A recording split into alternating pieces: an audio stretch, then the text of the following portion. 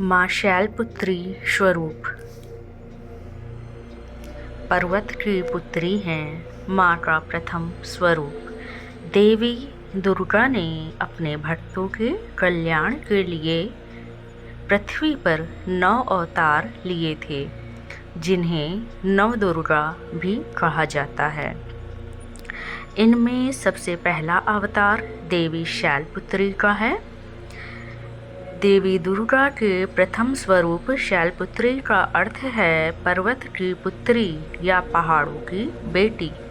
इन 9 अवतारों में से देवी दुर्गा के इस अवतार की कहानी माता सती के आत्मदह से जुड़ी हुई है। तो आइए जानते हैं माँ शैलपुत्री की महिमा की पुण्य कथा। देवी दुर्गा के इस अवतार की पूजा नवरात्रि के पहले दिन बड़े धूमधाम से की जाती है। देवी दुर्गा के प्रथम स्वरूप शैलपुत्री को शांति और सौभाग्य की देवी माना जाता है। देवी शैलपुत्री का स्वरूप भी अत्यंत मनोरम है। देवी के बाएं हाथ में कमल का पुष्प सुसज्जित है, तो वहीं उन्हें अपने दाएं हाथ में त्रिशूल धारण किया है। देवी शैलपुत्री का वाहन वृषभ यानी बैल है, इसलिए उन्हें वृषरूणा भी कहा जाता है। उनकी महिमा कथा का उल्लेख नवदुर्गा पुराण में भी मिलता है। पुराणों में निहित कथा के अनुसार प्रजापति दक्ष अपने दामाद भगवान शिव के प्रति अत्यंत क्रोध और ईर्ष्या का भाव रखते थे। एक बार उन्होंने कनखल में एक विशाल यज्ञ का आयोजन किया और सभी देवताओं को उसमें शामिल होने का निमंत्रण भेजा। लेकिन दक्ष राज ने अपनी पुत्री सती और उनके पति को इस यज्ञ में आमंत्रित नहीं किया। इस यज्ञ के बारे में जब देवी सती को पता चला तो वह वहां पहुंची और दक्ष के शिव को निमंत्रण ना भेजने का कारण पूछा। इस पर प्रजापति दक्ष ने सती का घोर अपमान किया और महादेव के बारे में कई अनुचित शब्द भी कहे। देवी सती अपने पति का ऐसा अपमान सह नहीं पाई और उन्होंने उसी यज्ञ की अग्नि में अपनी देह त्याग दी। देवी सती के इस तरह आत्मदह करने के बाद भगवान शिव उन्माद से हो गए और कैलाश भी श्रीहीन हो गया। सभी देवताओं को महादेव की ऐसी हालत देखकर अत्यंत चिंता होने लगी, लेकिन दैत्यों को महादेव की दशा पर बहुत आनंद आ रहा था और उन्होंने मौके का फायदा उठाते हुए स्वर्गलोक में उपद्रव मचाना शुरू कर दिया था। तब सभी देवताओं ने त्रस्त होकर आदिशक्ति का ध्यान किया और उनसे देवगणों की रक्षा करने की प्रार्थना की। देवी आदिशक्ति ने तब सभी देवताओं को यह कहते हुए आश्वस्त किया कि वह बहुत जल्द राजा हिमवान के घर में कन्या के रूप में जन्म लेंगी। दूसरी तरफ पर्वतराज हिमालय और उनकी पत्नी मैनावती की कोई भी संतान नहीं थी, इसलिए उन दोनों ने भी आदिशक्ति की आराधना करते हुए उनसे संतान प्राप्ति का वर मांगा। पर्वतराज और उनकी पत्नी की तपस्या से प्रसन्न होकर आदिशक्ति ने उन्हें यह आशीर्वाद दिया कि वह स्वयं उनके घर पुत्री के रूप में जन्म लेंगी।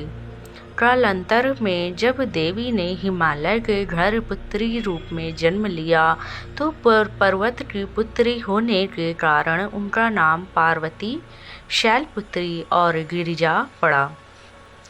बचपन से ही देवी शैलपुत्री महादेव को ही अपना सर्वस्व मानती थी और देवर्षि नारद के कहने पर वह शिव को पाने की तपस्या करने के लिए जंगल में चली गई थी। उस वक्त कोई भी देवी शैलपुत्री को उनकी तपस्या से विचलित नहीं कर पा रहा था। तब स्वयं महादेव ने उनके प्रेम की परीक्षा लेने के लिए सप्तऋषियों को शैलपुत्री के पास भेजा। सप्तऋषियों ने वहां जाकर महादेव के बारे में बहुत बुरा भला कहा कि वे तो अघोरी हैं, जटाधारी हैं इत्यादि, लेकिन शैलपुत्री पर इन बातों का कोई प्रभाव नहीं पड़ा और वह अपनी तपस्या में लीन रहीं। उनकी ऐसी अडिग भक्ति और प्रेम को देख सप्तऋषि बहुत प्रसन्न हुए और उन्होंने कैलाश आकर सारा वृत्तांत महादेव को सुनाया। इसके बाद महादेव ने देवी को अपनी पत्नी के रूप में स्वीकार करने का निश्चय कर लिया और सप्तऋषियों ने उन्हें उनके विवाह का शुभ ग्रह तय कर लिया। हिंदू धर्म में नवरात्रि के त्यौहार का काफ़ी महत्व होता है और इसे मुख्य रूप से साल में 2 बार मनाया जाता है। पहला चैत्र नवरात्र और दूसरा अश्विन के महीने में।